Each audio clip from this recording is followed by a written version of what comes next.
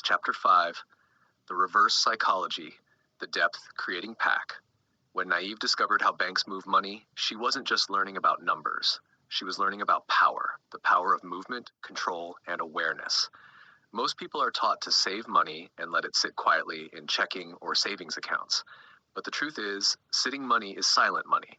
It does not grow. It does not fight debt. It does not move for you. It just sits while the bank takes that same money, moves it, and earns from it every single day.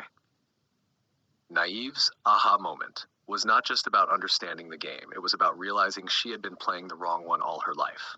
The real game was not about earning more money.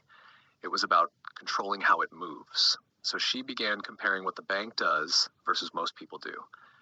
Here's what she saw. 1. Line of credit versus amortized loan. With a loan, you lose control the moment you borrow. The bank gives you the money, then you spend years paying it back. If each payment is filled with compound interest, which means you pay interest on top of interest, it grows quietly in the bank's favor. But a line of credit is different. It uses simple interest charged only on what you use and only for the days you use it. You can deposit money anytime to lower your balance, which instantly reduces your cost. It is flexible, alive, and responsive. It moves like a living system instead of a locked chain. When Naive transformed her loan into a line of credit, she turned her debt from a burden into a tool. Her interest dropped. Her balance moved. Her control returned. 2. Sitting money versus moving money.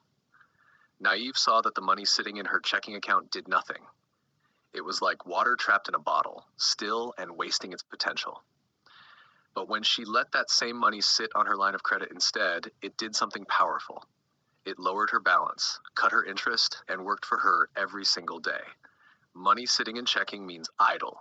Money sitting in a line of credit means active. Same money, different result. One drains you, the other saves you. 3.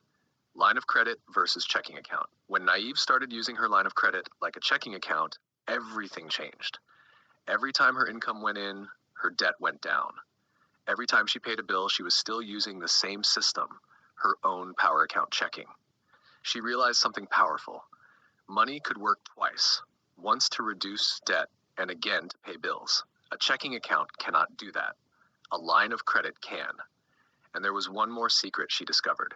Every time she used her line of credit wisely, her creditworthiness with the bank improved because the bank saw bigger payments than the minimum and saw her principal balance drop significantly. Her checking account never did that. The all-in-one flow, a method that mirrors how a bank engine works. 1. Income goes into the line of credit, acting like a bigger payment than the minimum required. 2. The principal balance drops on the line of credit, cutting interest cost, something impossible with a loan because a loan only moves one way. 3. Expenses are paid out from the line of credit, working just like a regular checking account. 4.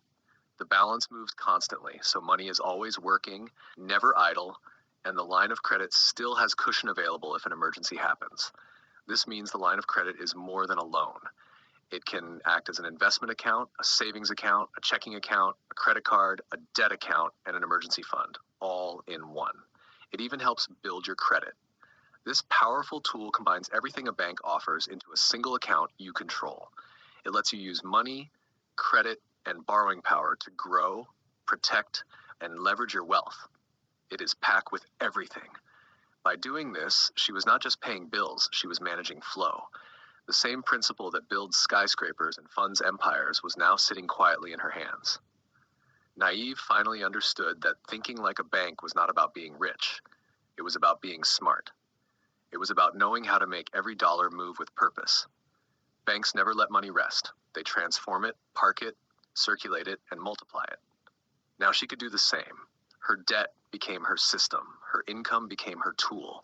Her line of credit became her freedom. This was more than knowledge. It was a transformation.